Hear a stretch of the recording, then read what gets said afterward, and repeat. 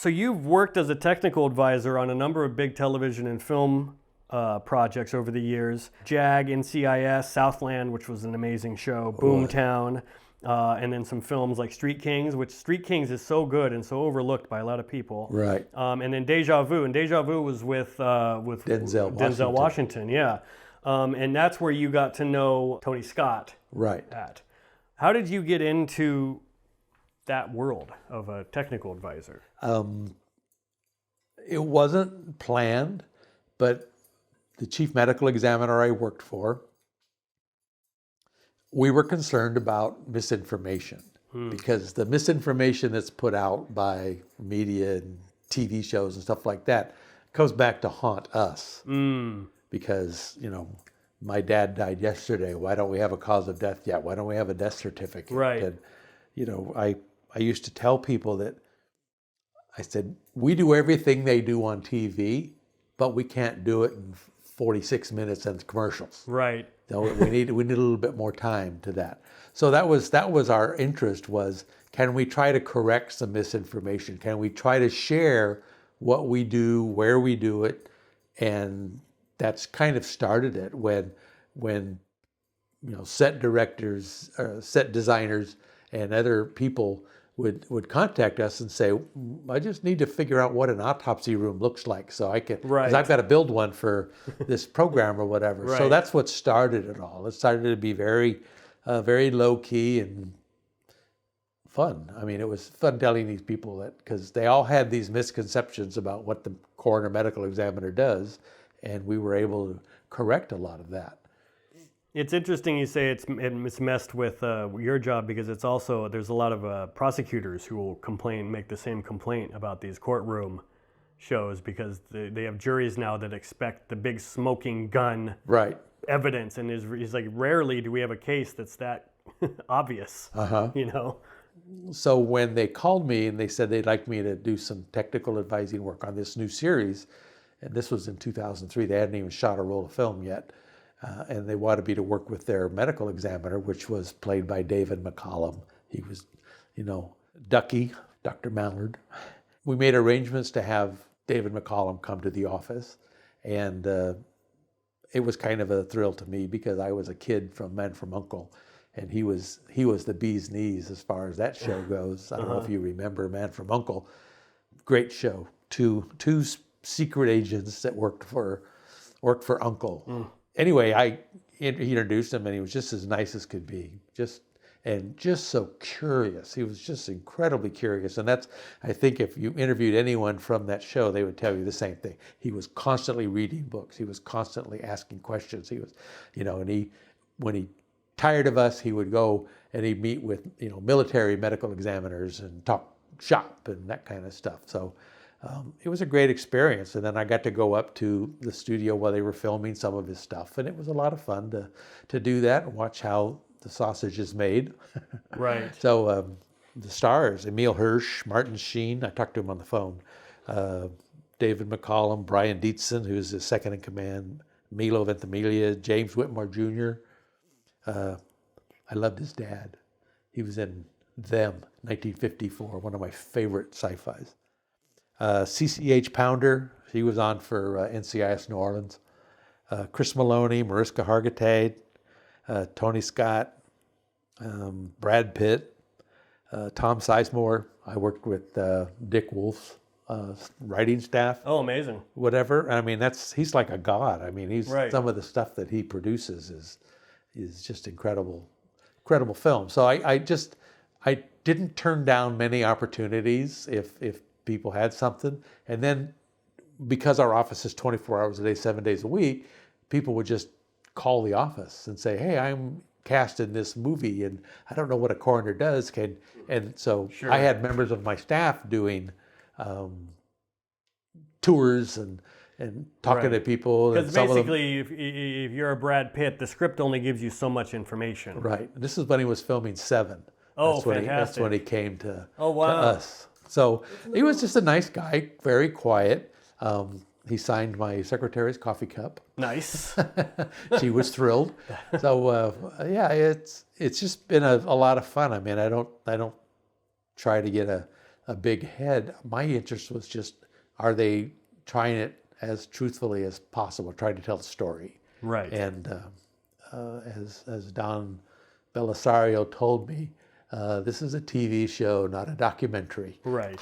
Right. So, you had to let some stuff go. And when I was I dealt with writers, I would get scripts. I still get scripts from NCIS to review, but I just am very careful that I don't nitpick too much. It's like that cartoon where the professor's got this long arithmetic formula on the thing, and then there's a space, and then and then a miracle occurs, Right. and then it continues on with the thing there. So Right.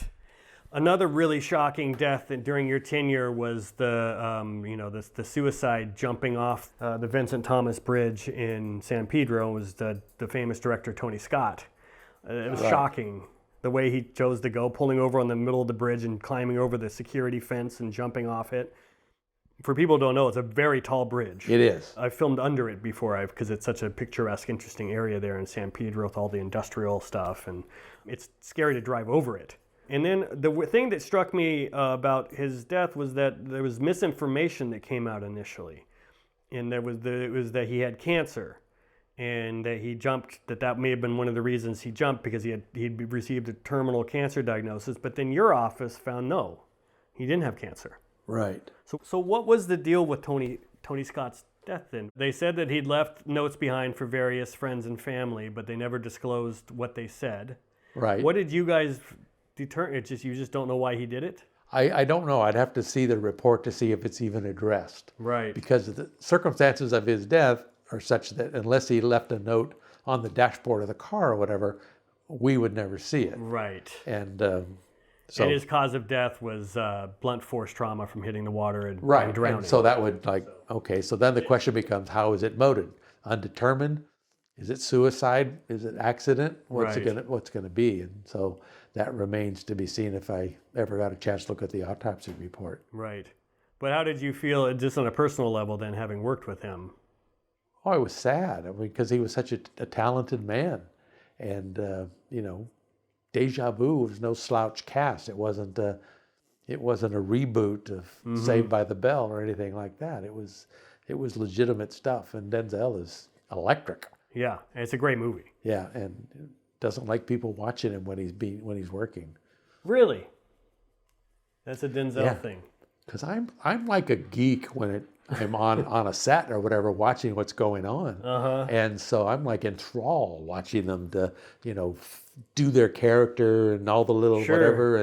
And then, so I wasn't really paying attention to anybody. And then somebody's like kneeling on the ground and they go, "Get down. He doesn't like to have anybody watch him while he's working." And it's like, what? Okay. That seems kind of odd, but I'll humor him. Everybody has their process. Yeah, and I didn't want to interfere with that because he's a decent dude. I've seen his Equalizer films. Yep. You like the Equalizer movies? Oh, I just watched the first one again yesterday. Yeah. I like films where like Reacher and stuff like that, where there's a guy that can just kick everybody's ass without whatever. And I don't know. There's something that makes me feel very good that there are people like that in the world to deal with the dips. What's the biggest mistake you see when you watch legal shows and crime shows? Just the time frame of how fast things can get done. The show that kind of kicked it all off was CSI. Mm-hmm. And CSI was kind of shepherded by LA Sheriff criminalist Liz Devine. So, and Liz was the niece of the medical examiner who was at the office when I first started, Dr. Ron Kornblum.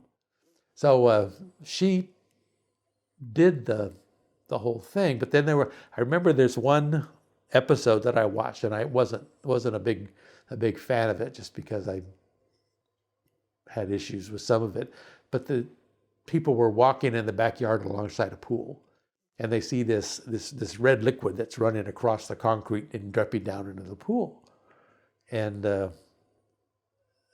one of them bends down and he puts his finger in it, and then smells it. I don't even remember if we even tasted it, but it was like, I would never do that, ever.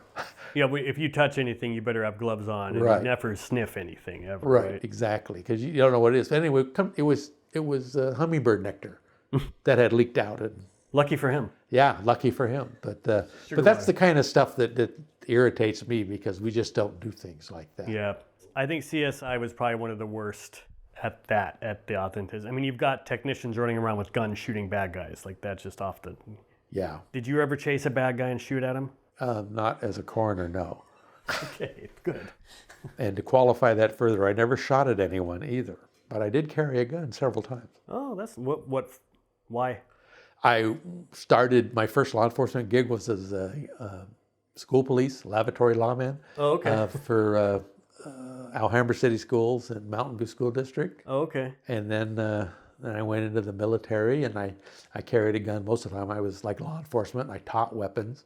So it was a big part of my life. And then when I got out, I went to college, finished college, and then I got hired by part-time by Mountains Recreation Conservation Authority. Mm-hmm. So I carried a gun in that as well. And I worked for Fraud Bureau for a while, for a year, carried a gun there too. But it's something that my dad always told me, don't pull it unless you're going to use it. That's right.